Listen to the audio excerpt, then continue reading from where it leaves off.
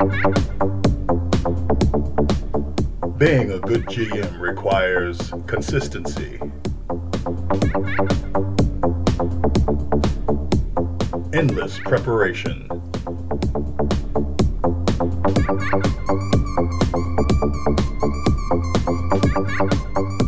and player appreciation. This is Confessions of a Frustrated Game Master.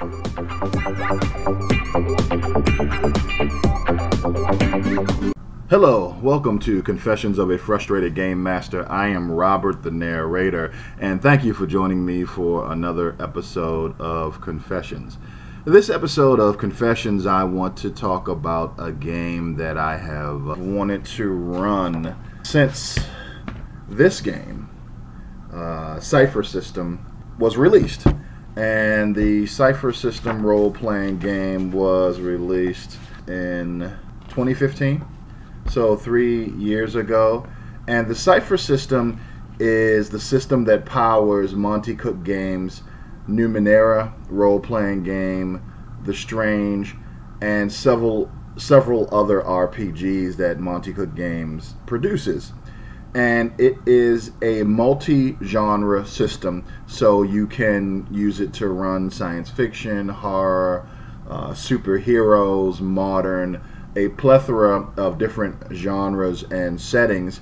And when it came out in 2015, the first game or setting that I wanted to translate into the Cypher system was Eclipse Phase. Now, both of these games are on my top 10 favorite RPGs of all time lists.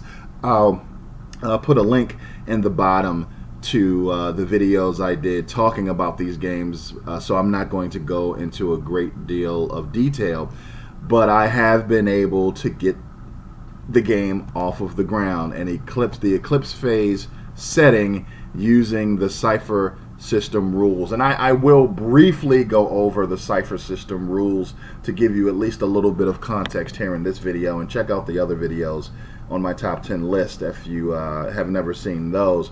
But essentially the core of the Cypher system, at least when it comes to making characters, is when you're designing or building your character, you build your character off of a sentence. And that sentence is your character's name is an adjective, noun, who verbs. And what that means is the adjective in the sentence are things that describe your character, like is he hardy or tough or rugged, intelligent, appealing, brash, clever, or charming. And those are called descriptors. The noun part of the sentence that you use to create your character is basically your character's class. Cypher system has 4 classes. I'm using 3 of them. They have a warrior class, they have an explorer class, they have an adept class, and they have a speaker class. And they're pretty straightforward. Of course, the speaker could be the character class for charismatic characters. The adepts are the characters that use supernatural abilities. The warriors, of course, are the fighters, and the explorers are kind of the roguish ranger type characters. So you make that decision when you're making character. And then finally, the verb is how your character interacts with the world, and they call that your focus. You can be a character who fights with panache, or fights dirty, or explores dark places, or entertains. Just to give you an example, your character, let's say your character's name is Seth, who is a dishonorable warrior who fights dirty. And each of those, the adjective, noun, and verb, gives your character their abilities, their bonuses, and really places them in the world. Of course, during the character creation process, other decisions are made as to how your character fits in the world and how the character fits into your group, which I really like, and I'll touch on that later. Now, with Eclipse Phase, I'm not going to go into a great deal of detail in Eclipse Phase. If you want to check out my top 10 video, you can. But Eclipse Phase is a science fiction setting. It is a role-playing game of transhuman conspiracy and horror. Essentially, artificial intelligences created by mankind attempted to destroy mankind and then disappeared when they were about to strike the killing blow to mankind. Technology has gotten to the point where the human consciousness can be digitalized, downloaded into different bodies, uploaded, transmitted, copied, and so forth. And it's a really gritty, as I said, conspiracy and horror based role-playing game. I've merged these two games together. I really have always loved the Eclipse Phase setting, but these days I find the Eclipse Phase system really rules heavy and very unwieldy. So I've always wanted to find a good system to run the Eclipse Phase setting in, and Cypher system really fits that bill. So we've put characters together, and I just want to share with you quickly what we got from the character creation process, because one thing that makes me love the Cypher system is not only mechanically do you establish what your character can do, but you also really establish your character in the world. I have 4 of my friends who are participating in the game, and I'll just go over what I've done. And really quickly, what I will say is the adjective in the sentence that builds your character, or descriptor, what I'm doing with that is I'm using that as the different bodies or morphs that the characters can use in the game. Essentially, the descriptor, again, is an adjective that describes your character. They can be rugged, they can be tough, they can be fast, and mechanically they don't take up a lot of room in your character design or your character build. So they would be perfect to represent the different bodies that your character's consciousness can inhabit, be it a biological morph or a synthetic morph, essentially a robot body, or a pod, which is a quickly grown biological morph with a cybernetic brain. I looked at the bodies or morphs from Eclipse Phase, and I paired the different morphs up with a different descriptor. When your character, if your character ever changes bodies, they lose the mechanics from the descriptor of the body or morph that they're leaving, and they gain the descriptor of the new body. So it's really streamlined, really easy, and I love that aspect that I was so quickly able to mimic the ability for individuals' consciousnesses to inhabit different bodies. The player characters that we have in the game are fairly interesting, and again, all of these determinations were made in the character creation process. Very easy, very straightforward, and I love that aspect of Cypher system.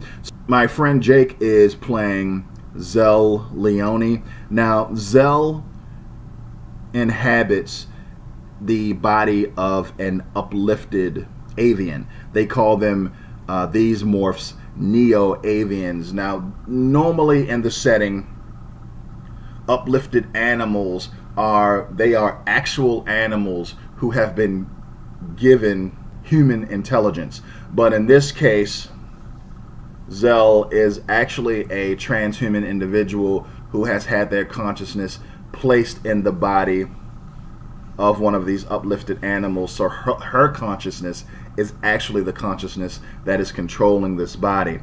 Zell is a neo-avian explorer who talks to machines. Zell has a secret, and I'm not going to tell you what the secret is right now. Zell is connected to a couple of characters in the game, one of them being my friend Nate, who is playing Argent. Argent is inhabiting an Exalt morph and is a warrior who masters weaponry. And Exalt morphs is a genetically enhanced humans designed to emphasize specific traits. Their genetic code has been tweaked to make them healthier, smarter, and more attractive. Their metabolism is modified to predispose them towards staying fit and athletic for the duration of an extended lifespan. Argent knows what Zell's secret is, and Argent was hired onto the group for the mission from his reputation as a survivor. That's why he has joined the group. Now, Zell's other connection is with my friend Eric's character, Era. And Era is a Fury morph explorer who fights dirty. Furies are combat morphs. These transgenic human upgrades feature genetics tailored for endurance, strength, and reflexes, as well as behavioral modifications for aggressiveness and cunning. To offset tendencies for unruliness and macho behavior patterns, Furies feature gene sequences promoting pack mentalities and cooperation, and they tend to be biologically female.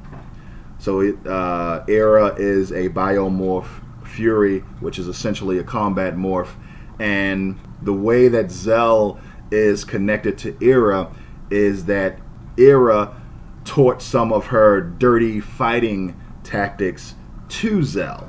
And Era was introduced to the party because she lost a bet and had to take someone's place on the mission with Devara. And Devara is played by my friend Mike, and Devara is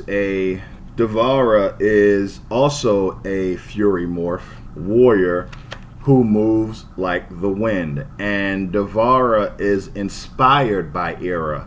And when they are in immediate range of each other, Devara's physical tasks are one level easier because she's really inspired by Era. And the reason that Devara joined the group is because she was bored and desperately in need of a challenge. Argent and Era are also connected because they enjoy the same expensive and rare tobaccos. All of that information, the connections of the different groups, Argent knowing Zell's secret, Zell being taught dirty fighting tactics by Era,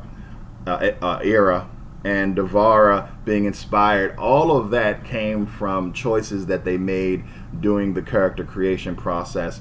And I really, as I said before, love that aspect of the Cypher system. And I'm going to do a couple of these episodes to kind of keep you up to date as to what's happening in the game, because I'm really enjoying the experience of making the characters and getting started, and I find this to be as fun as I thought it would be. Thank you for checking out this video, a little quick video about my game. I know everyone loves listening to other people's ideas for their games. Morning, good afternoon, good evening, wherever and whenever you are. Thanks.